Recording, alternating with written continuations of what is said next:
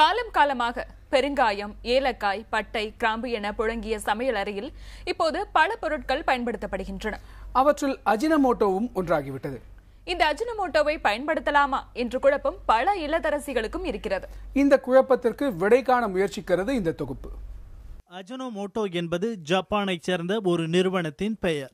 இந்த நிறுவனம் தயாரிக்கும் அஜினோமோட்டோ அசைவ உணவு வகைகள், நூடுல்ஸ், சூப் போன்றவற்றில் அதிகம் பயன்படுத்தப்படுகிறது.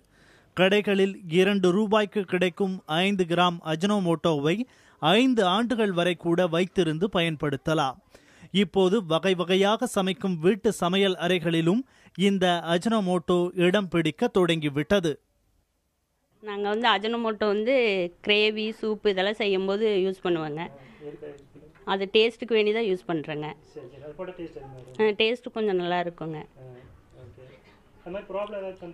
ப்ராப்ளம் வரும்னு தெரியாது, ஆனால் அது யூஸ் பண்ண டேஸ்டாக இருக்குன்னு சொல்லுவாங்க. அதனால டேஸ்ட்.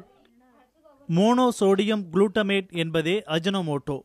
தற்போது நூடுல்ஸ் மசாலாவில் அளவுக்கு அதிகமாக சேர்க்கப்பட்டு விவாத பொருளாகியுள்ள MSG எனப்படும் மோனோசோடியம் குளூட்டமேட்டை உணவில் சேர்ப்பது அதிக பாதிப்புகளை உருவாக்கும் என்கிறார்கள் மருத்துவர்கள்.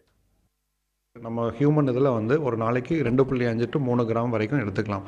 அதுக்கு மேலே போகும் பொழுது உடலில் சில தேவையில்லாத விளைவுகள் ஏற்படும். என்னென்ன விளைவுகள் பார்த்தீங்கன்னா, அது அலர்ஜி ஃபஸ்ட்டு ப்ரொடியூஸ் ஆகும். அதாவது முகம் சுருங்கி போதல், அதாவது தலைவலி வரும், நாட்பட்ட தலைவலி மாதிரி ஒரு சிவியரான தலைவலி வரும்.